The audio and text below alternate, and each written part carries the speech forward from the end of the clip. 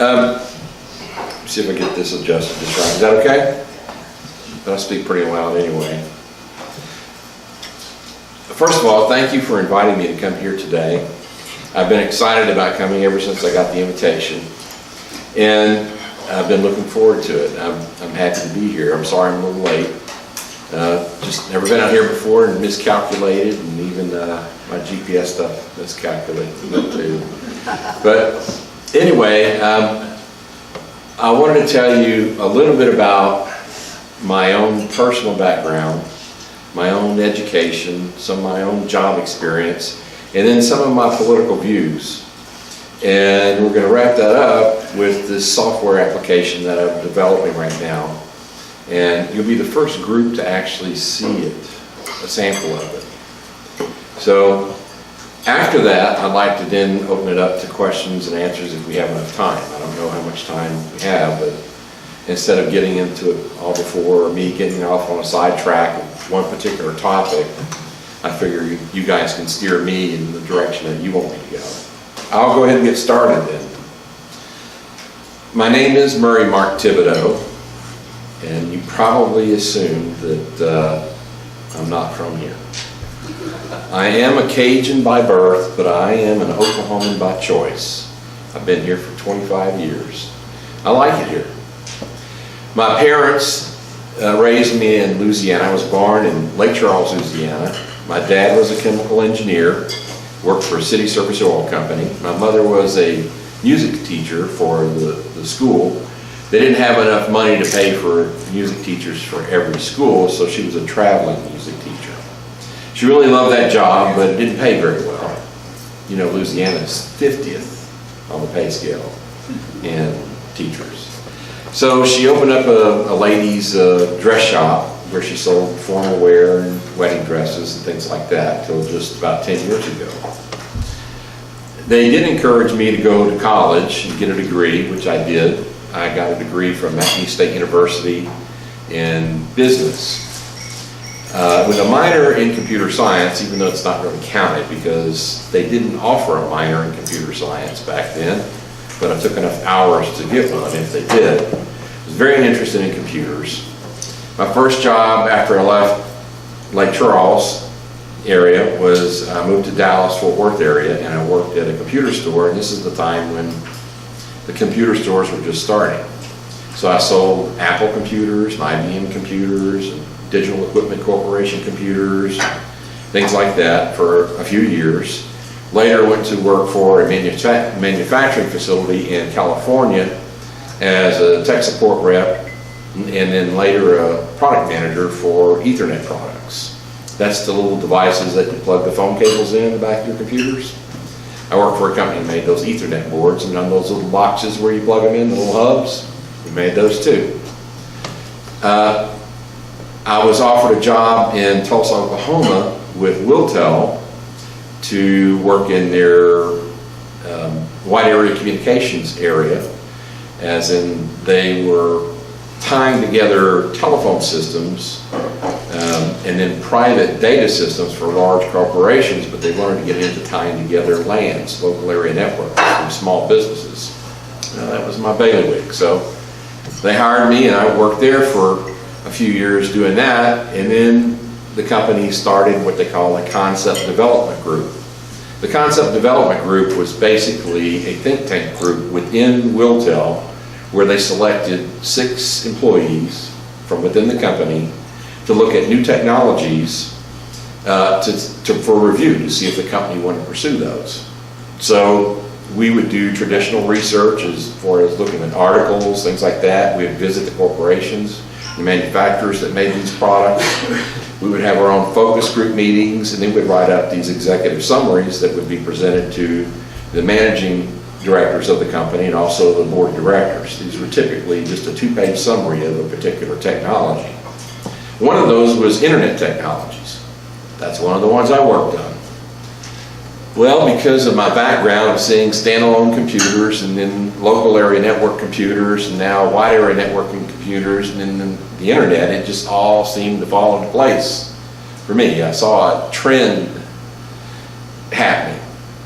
So Wiltel decided to get into the internet business, but they're only kind of sticking their toe into the business, not at first. I thought that they should have gone a little bit further into it, so I started learning how to build websites, set up email servers, configure email servers, do web pages, things like that. And I started doing that on the side, and then after doing that for about a year, I quit that and started my own company, which ran for over 22 years. In which case it developed into a point where I had a room about this size filled with racks and servers, and that was closed down in November of last year. Not because I wanted to. It was because a big business wanted me to. That was, I hear stories about how people complain that the feds are, crushing small businesses with too much red tape and too much restrictions and all that. I've had the feds on my case a little bit. I turned in my taxes a little bit late or didn't do some report. And they didn't try to kill me. They just, penalized me, give me a little penalty, a little sting. They didn't try to put me out of business. Other businesses tried to put me out of business. Big corporations tried to put me out of business. Well, One Oak, the big gas company, owned the building I rented from, and they decided that my space was just perfect for them. So they took it from me. But I was thinking about running for politics even before that, years before. Over 4 years ago, I started thinking about this, talking with friends and family about how I would do it, what I would do, what would be my platform, things like that. And I thought about this software. After my business closed, I decided now's the time. So I've been studying what it took to become a candidate, the criteria you'd have to do, just some of the aspects of it, and then also working on this software.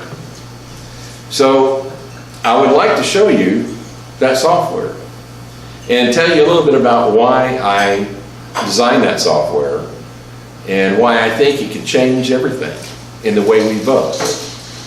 It may not, but it may. Sometimes little things make a huge difference in our lives. I don't know, I'm sure everyone here thinks, I would like to leave this place a little bit better than what I found it. I'm sure you're thinking I'd like for my friends or family or children or grandchildren to have a life that's a little bit better than the one I had. You'd like to leave them something. Leave it in a little bit better shape than when you found it.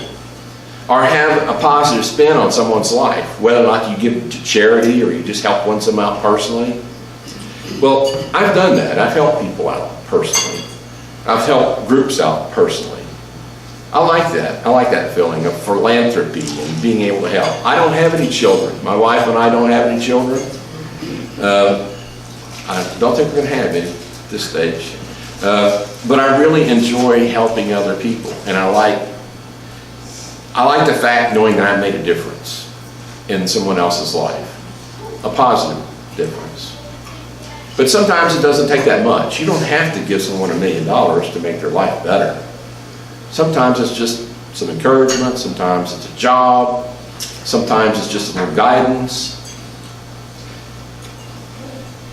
Have you heard about what some of the scientists say about what would we do if a meteorite came barreling down on our planet? How would we defend ourselves? Would we send up nuclear warheads? Would we send up rocket ships? What would we do?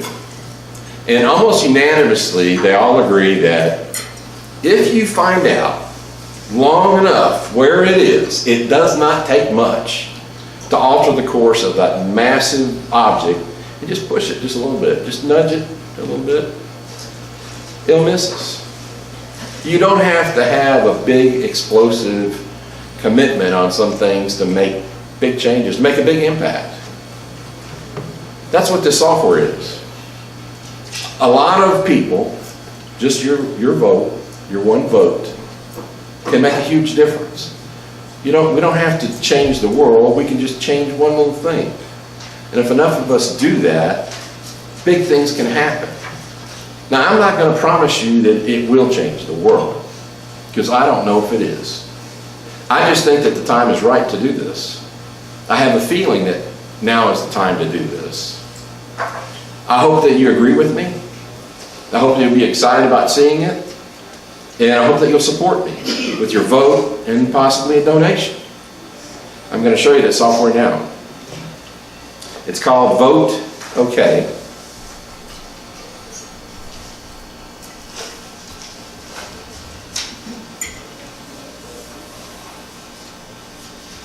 And the screens I'm going to show you these are our preliminary development screens.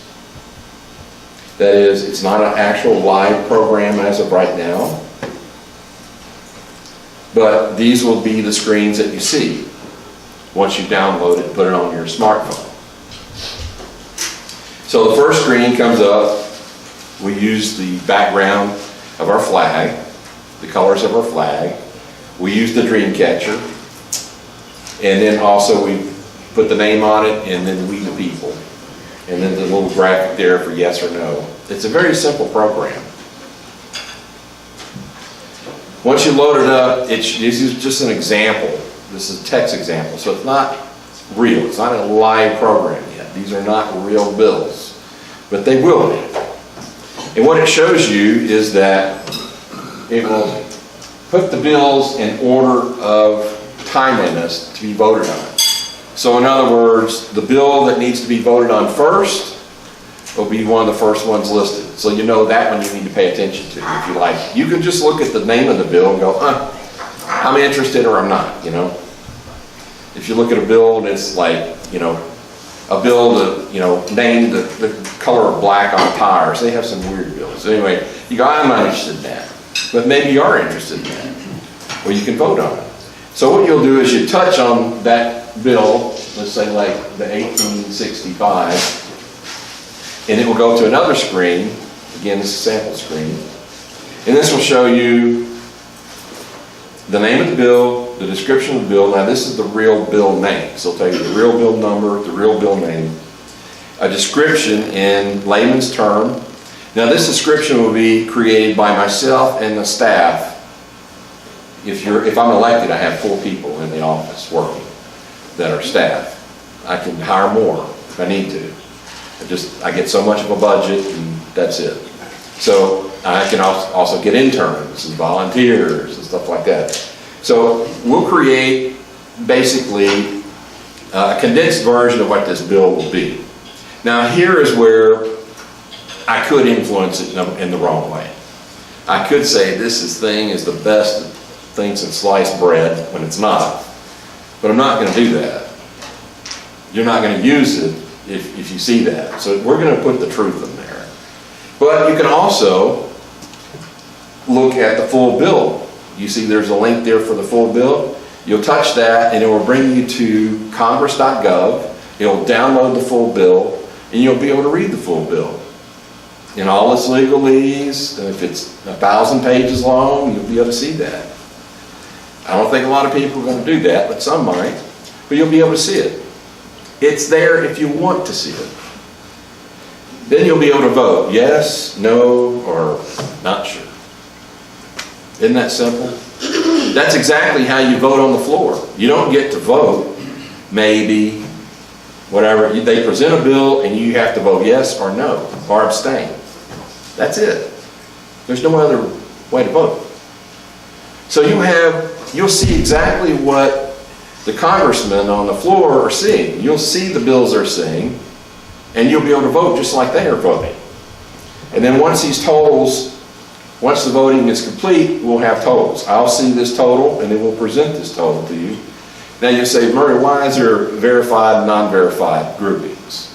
Again, these numbers are just examples. They're not exactly accurate. It's just to show you how it will look. The reason why we're going to have verified and non-verified numbers is we're going to have verified and non-verified people using our application. This application is generated by me for this district. I did not create this app for another district, another state. This is for our district. That means voters in our district. That's not to say I won't share the application, but it may not be the same version or set up quite the same. But what this does is allows us to verify the users in our area, because let's say there's a bill on the floor to vote for, I don't know, raising the price of some product to Russia. And let's say that a lot of our verified users go, yeah, do that. And let's say that we have like 100,000 people that are non-verified, almost 100% say, no, don't do that. Where do you think those votes came from? Yeah, so we're going to allow people that are not verified to actually use the software, but we're going to also look at them as such. In other words, they don't have a vested interest in our area. Now you say, well, Murray, how are you going to verify people? How's this going to be done? Now this is a stickler point for other software that's out there. How do you verify, Carla, that you're an actual person and you live in Alva? How do you do that? One, we have all the voter records. We have all the voter addresses. As a congressman, I have unlimited use of the Postal Service. And we're going to send you a postcard with a security code. You put that in this software, and from then on, you're verified. We might do a spot check periodically. If there's some erratic voting, we see something erratic, you know, we send you another postcard, verify that. But if you're, you know, Vladimir and you're in Russia, you're not going to get a postcard. It's just that simple. So what this software will do, I hope, my experience has taught me that some people, you say this person isn't interested in this, and it's maybe just because that person hasn't had the opportunity to experience that. I think a lot of people are interested in government. A lot of people want to become more involved in government, but the reality is it's not really geared for them. It's not. We have a system, we elect someone, he goes to Washington and he votes, and let's hope he votes the way we want him to. Or she won't, you know, the way she's going to vote. You know, that works okay if that person is a good person. But we've seen it time and time again, we elect some pretty bad people for public office. They do things to us that aren't right. You ask yourselves, are they even human sometimes? Why are they doing this to us? Well, they've got other goals and views, whatever. So this software really won't protect you if I'm an evil person. I want to convince you that I am not an evil person. I'm a good person. I have a good moral compass. You're just going to have to trust me on that.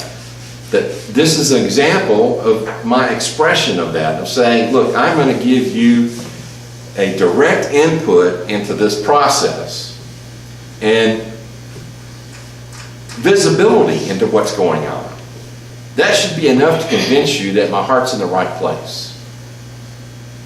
So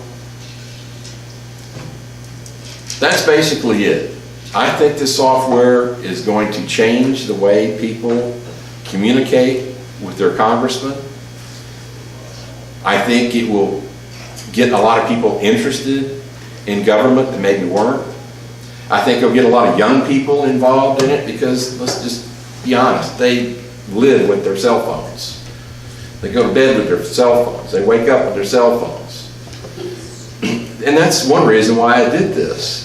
You need to have a method that is, one, familiar. It's familiar. It's easy to use. And it's secure. So we have verification processes, we have security in the way we transmit our data, the same way that you protect your data when you're making your online purchases with Amazon and your online banking. We use the same encryption methods. So I think this can make a big difference in our country. I think it can make a big difference in the lives of many people. I'd like your help to make this happen. It's not going to happen if I'm not elected. But if I'm elected, I guarantee you it will. And I'd like your vote.